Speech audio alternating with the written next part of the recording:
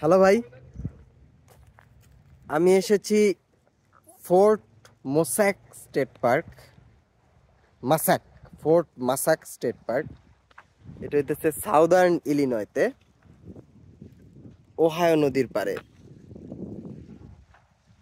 তো এখানে আসার মূল কারণটা হইতেছে এখন যেহেতু ওই কি জানি বলে পাতা পড়ার সিজন, অটাম চলতেছে। আমেরিকানরা ফল বলে কারণ পাতা ফল করে। সো সেই ফল সিজনে আমরা হইলো ফল কালার দেখতে গার্ডেন অফ দ্য গডস, যেটা কলোরাডোরটা না, মানে ইলিনয়টা, ওইটাতে আর কি আসছি।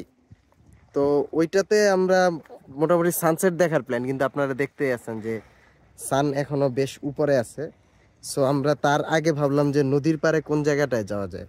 তবে দেখলাম যে টাইম অনুযায়ী এই স্টেট পার্কটাই ফিজিবল হয়।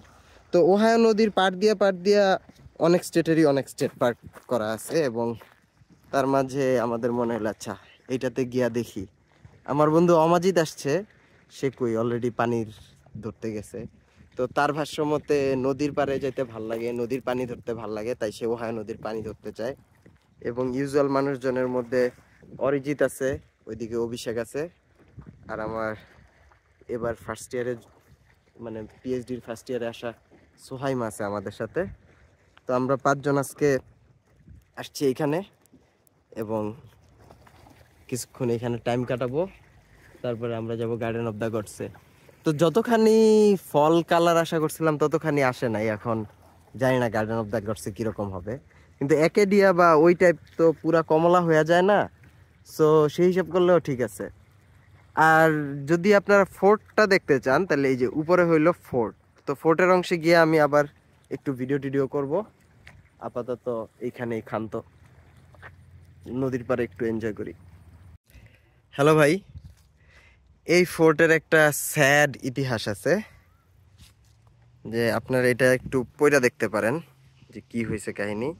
আমি আপনাদেরকে সারমর্ম বলি, সেটা হইতেছে যে অ্যারাউন্ড 1830-তে ওরা ইন্ডিয়ান রিমুভাল অ্যাক্ট পাস করে, যেই অ্যাক্টের ফলে এই ট্রেল অফ টিয়ার্স দিয়া প্রেজেন্ট ডে ওকলাহোমাতে অনেক মানে নেটিভ আমেরিকানকে ওরা রিলোকেট করে, এবং মানে জাস্ট ওয়েস্টে আর কি কি যেন বলে ট্রান্সফার করে।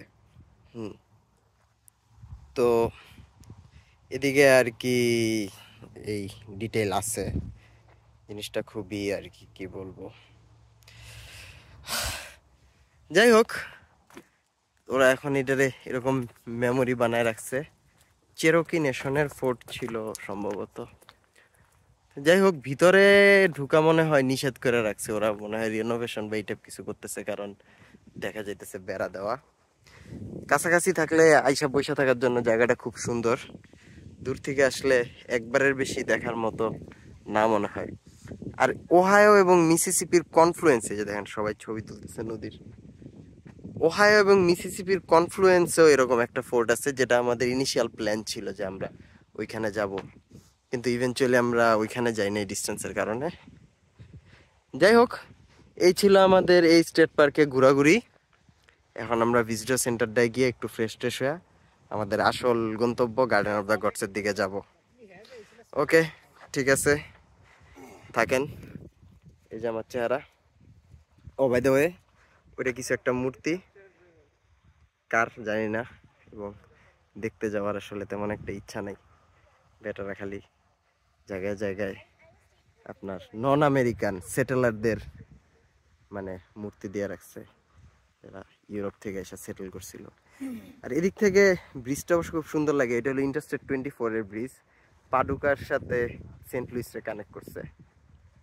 অলরাইট, পাডুকার সাথেই তো, হ্যাঁ, টেনেসি পর্যন্ত যায় এই ইন্টারস্টেট। ওকে, এই যে আমার হাত।